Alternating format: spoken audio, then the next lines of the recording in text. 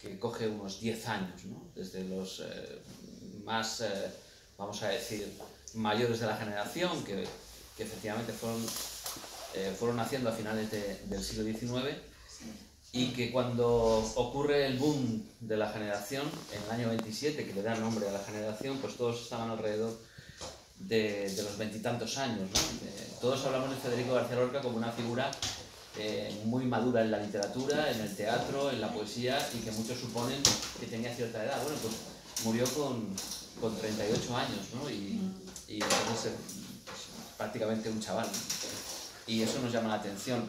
Luego, una cosa que me llama mucho la atención de Federico García Lorca, y quizá también acepté el guante de Juanjo Cerveto de hacer esta antología, o por lo menos este estudio introductorio también sobre la poesía de Lorca, es que Lorca alcanzó en vida algo que no alcanza casi ningún autor, una popularidad extrema, ¿no? Había gente que se sabía de memoria los poemas de Lorca, y cuando iban de viaje a Madrid, paraban en algún bar de carretera o en alguna taberna, pues la señora que estaba sirviéndole las lentejas recitaba ya el romancero gitano, ¿no? Y no sabía que el señor que se iba a comer sus lentejas era el autor de ese libro. La poesía había trascendido tanto a la realidad y alcanzó prácticamente hasta final del franquismo, pese a ser un autor efectivamente fusilado por los franquistas, ¿no? Y por todos, y por el fascismo. Bueno, a pesar de eso, fue un autor que hasta esa época, hasta vamos a decir el la democracia, un autor muy conocido fundamentalmente por su vertiente popular. Es en la época de la democracia, cuando ya, vamos a decir, nos hacemos mayores en muchas cosas, cuando la gente se interesa por otro Lorca, que es el de Poeta en Nueva York. Hasta el punto de que crea una serie de acólitos y de defensores de esa obra, que la tiene tan encumbrada que ha dicho que no hay nada mejor que Poeta en Nueva York, que por supuesto ensombrece al otro Lorca. Sin embargo, también en los 80 se produce un fenómeno curioso, que es la aparición de los sonetos del amor oscuro, que habían estado ahí guardados, y eso recupera otra dimensión desconocida de Lorca, no la homosexualidad, que prácticamente era conocida desde siempre, pero sí a un poeta que era capaz de sacar jugo de donde ya no había jugo, es decir, del soneto. ¿Quién saca jugo de un soneto cuando ha habido autores que lo han cultivado tan maravillosamente bien? Hecho generalmente por épocas, bueno, pues de tal etapa, por los libros que ha hecho un autor, ¿no? Bueno, a mí me gustó enfocar esta antología como por las ciudades en las que había estado Federico García Lorca y que había marcado su vida. Y quizá en 3 etapas muy claras. Granada-Madrid, una etapa. Luego la etapa central de Nueva York, La Habana, en ese viaje que marcó profundamente a Federico. Y luego la etapa contraria, Madrid-Granada. No Granada-Madrid, sino Madrid-Granada, que es el regreso y también de alguna manera caminar hacia la muerte segura, como ocurrió. Bueno, probar la poesía de Federico García Lorca, siquiera con el roce leve de los labios, siempre es una aventura. Lo es para aquellos que nunca lo hicieron y que se adentran por primera vez en el sabor intemporal de sus versos. Lo es también para quienes han leído ampliamente su obra y se vuelven a estremecer, a inquietar, a sorprender ante el caudal imaginativo, deslumbrante y simbólico de un discurso que no conoce límites, que multiplica sus efectos y que se alimenta a partes iguales de misterio y de asombro. Es curioso que volvamos a leer otra vez un poema del romancero gitano, de poemas del Cante Hondo o de cualquier otra etapa lorquiana, y le encontramos todavía más elementos, ¿no? Parece que no se acaban nunca. Naturaleza e imaginación. Fijamos en la palabra, no he dicho todavía otras palabras. He dicho música, naturaleza e imaginación. En 1935, un año antes de morir, de ser fusilado, Lorca confiesa abiertamente la razón de su pasión literaria, las causas profundas de su dedicación a la poesía, y dice: escribo porque si no, me pudro por dentro. Eso lo dijo en Alocuciones Argentinas, está publicado por la Fundación Federico García Lorca en el año 85. Después de escuchar lo que he venido a recordarles del poeta y luego de que ustedes lean y relean los poemas de este libro, convendrán conmigo en que esas palabras, escribo para no pudrirme por dentro, llevan implícito un deseo más extenso. Y quiero que los demás, vamos a seguir la frase, y quiero que los demás me lean para ayudarles a que no se pudran tampoco por dentro. Lejos de pensar que el poeta escribe para salvarse de algo, debemos ir aceptando la posibilidad más cierta que improbable de que para Lorca no existe salvación sin contar con el prójimo. Parafraseando a don Antonio Machado, en Proverbios y Cantares, no es el yo fundamental, eso que busca el poeta, sino el tú esencial. Bueno, partiendo de esa idea, la literatura como liberación y como aniquilamiento de los monstruos interiores, no podemos dejar de lado, hablando de la infancia y la juventud de este autor, del autor de Romancero Gitano, la música como punto de partida y alimento primero. De hecho, durante su estancia en Nueva York, en 1929, Lorca hizo importantes confesiones a un periodista norteamericano que se aventuró a resumir de este modo algunas notas biográficas. Decía: la vida del poeta de Granada hasta el año 1917 es dedicada exclusivamente a la música. Da varios conciertos. Como sus padres no permitieron que se trasladase a París para continuar sus estudios iniciales y su maestro de música murió, García Lorca dirigió su dramático, patético afán creativo hacia la poesía. Entonces publicó Impresiones y paisajes. Es una nota autobiográfica. Bien, lo cierto es que en la infancia y juventud de Lorca se hallan ciertas claves esenciales de su personalidad. Y así el hecho de nacer en un pueblo granadino, el de Fuentevaqueros, el 5 de junio, como he dicho, de 1898, y de pasar los primeros años de su vida en contacto con la naturaleza, correteando por la vega junto a otros niños, dejó en el poeta una huella positiva y un claro optimismo. Él le llamaba, cuando se acordaba de esa época, risa silvestre, que encontraría temprano acomodo en sus escritos. Y a este amor por los campos, los ríos, los árboles, vino a juntarse pronto su afición a las canciones y a los romances populares que oía en su casa, en el hogar familiar, por boca de las criadas, y los romances populares que oía también en boca de los mozos que se reunían al acabar la faena. Mandamos un salto importante. En 1928, Lorca confiesa en una carta dirigida a Jorge Zalamea que la suya ya es una poesía de abrirse las venas. Atención, es una definición que le dice así por correo, ¿no? A la crisis estética y sentimental que por esas fechas sufre el poeta se une el triunfo del irracionalismo en todos los ámbitos artísticos.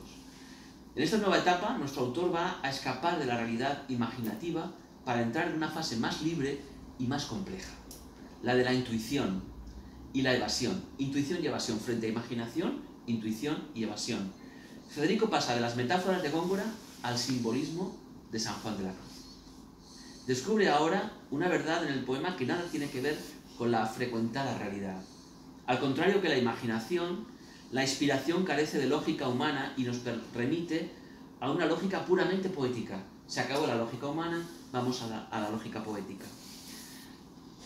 Cuando en 1929, herido por una crisis sentimental, la ruptura con Emilio Ladrén, escultor de escaso talento al que estaba unido desde 1925, cuando en 1929 decimos viaja a Nueva York, un nuevo elemento, el duende, pasa a formar parte de su poesía. El duende. ¿El duende está unido a qué? A los términos antes citados de inspiración y de evasión. El duende no es imaginación. El duende es inspiración y evasión. Nace de la conciencia más aguda del dolor. Él es quien empuja de continuo a buscar nuevas formas de expresión, a no conformarse con lo ya creado. Duende encontramos en San Juan de la Cruz, discípulo de los elementos naturales, porque en él hay una invitación a lo irreal, y en su obra se advierte el vuelo y sobre todo se advierte el anhelo, vuelo y anhelo. Los poemas que surgen en esta época se caracterizan, por lo tanto, por una gran libertad formal. Su objetivo no es otro que la búsqueda de sensaciones totalmente inéditas, nuevos acentos, paisajes ignorados, ruptura con todos los códigos literarios preexistentes. Lo vamos a ver cuando ahora nos lean los poemas que vamos a escuchar, ¿no?, de esa etapa, de Poetas de Nueva York. Y es precisamente el duende quien le obliga a indagar en lo nuevo, en el misterio de las cosas. Lorca se halla ahora en el periodo más intenso y fecundo de su creación. Los poemas del ciclo Poetas de Nueva York, 1929-1930, de Tierra y Luna, 1929 también, 1930, suponen el vuelo más alto alcanzado hasta ese momento. Con ciertos matices, el autor andaluz ha evolucionado hacia un superrealismo que se respira en el ambiente y que afecta a otros miembros de su grupo. La pregunta que se nos presenta es si Lorca fue o no surrealista, cuestión que no se puede eludir tras la lectura del ciclo literario neoyorquino, ¿no? Tanto en su dimensión poética, Poeta en Nueva York, Tierra y Luna, como en su dimensión dramática, obras como El Público, Así que pasen 5 años, por ejemplo. Bueno, para tratar de responder a esto, cabe poner junto al poeta... No hay problema, estamos en confianza, ¿verdad? Al fracaso a todo aquel que quiera tener acceso a la poesía por la vía exclusiva de la razón o de la erudición. Imposible. No se puede alcanzar una poesía tan alta si utilizas la razón o la erudición. Tienes que soltarte todas las amarras y dejar el espíritu libre para alcanzar esa belleza inexplicable. Inexplicable es ese encuentro metafórico tan genial. Lo dice el propio Lorca, pero lo decía San Juan de la Cruz antes, por eso es la relación entre ambos. San Juan de la Cruz decía que la poesía es unir un adjetivo a un sustantivo con el que nunca había estado unido. Jamás. Nunca. Y ahí surge la chispa poética y la sorpresa. Nadie puede haber dicho ese adjetivo para ese sustantivo nunca. San Juan de la Cruz habla del ciervo vulnerado, no del ciervo herido, ni vencido, ni cazado. El ciervo vulnerado, ¿no? Bueno, pues, ¿cómo surge esa imagen? ¿Por qué? ¿Dónde está la lógica? Vamos a verlo. Frente a cualquier teoría del surrealismo, Lorca insiste en el papel prioritario del duende. Ya digo, insisto que es ausencia de lógica irracional, de lógica racional, y que conduce al fracaso a todo aquel que intenta acceder a él por medio de, insisto, de las vías conocidas, la razón o la erudición. Dice, para buscar el duende, decía Federico García Lorca en su conferencia Juego y Teoría del Duende, no hay mapa ni ejercicio. Frente a esto, André Breton no se cansaba de recordar siempre que surgía la ocasión que la lógica y el espíritu crítico eran, junto a la moral, los mayores obstáculos para el desarrollo de la nueva sensibilidad poética. Un poeta tiene una cantidad de tradición asumida y cuando quiere lanzarse al vacío de la creación y por supuesto alcanzar cotas originales, toda la tradición, sobre todo la religiosa, le va a impedir dar ese salto. Es tanto lo que tiene dentro que la libertad nunca va a surgir. Y decía André Breton que era imposible a no ser que fueras un gran genio, un gran talento, saltar, ¿no? Poderte librar de todos esos elementos que están detrás. El objetivo de ambos, de André Breton y de Lorca, era arrancar la emoción, condición sine qua non para el poeta andaluz. Ambos siguen el mismo camino para alcanzar un idéntico fin, la liberación del hombre. La liberación del hombre. Les voy a contar una anécdota curiosa, que a mí me ha marcado mucho. Yo escribía relativamente bien cuando tenía 16, 17 años y la poesía pues era ya parte de mi vida. Pero tropezaba con algo. Mis poemas estaban muy bien hechos, incluso con verso libre. La gente que lo leía decía que estaban muy bien, eran muy buenos, mis profesores, pero no me convencía para nada aquellas afirmaciones.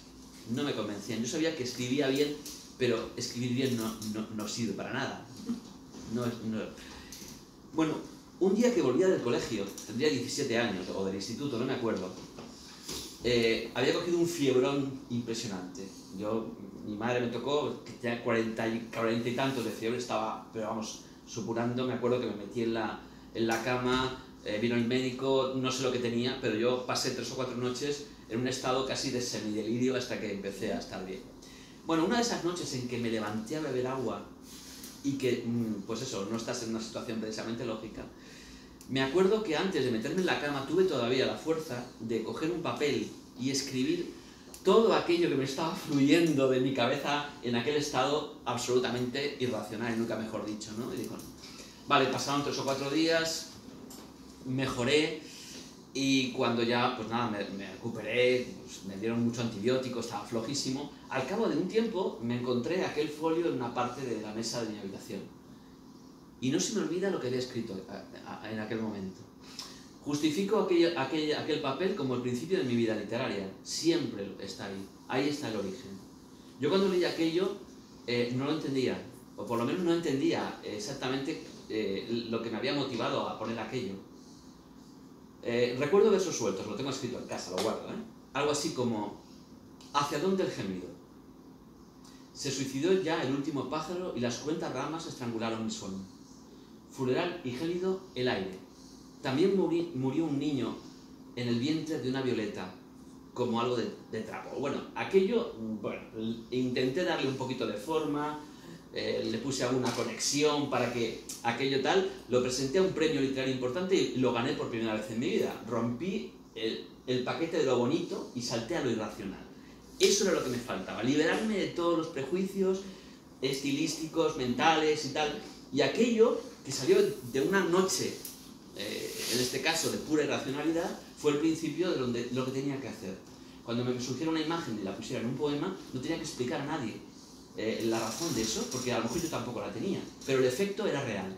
El efecto de esos versos en el rostro de quien lo estaba leyendo era real. Y eso lo vamos a ver ahora con Poeta en Nueva York.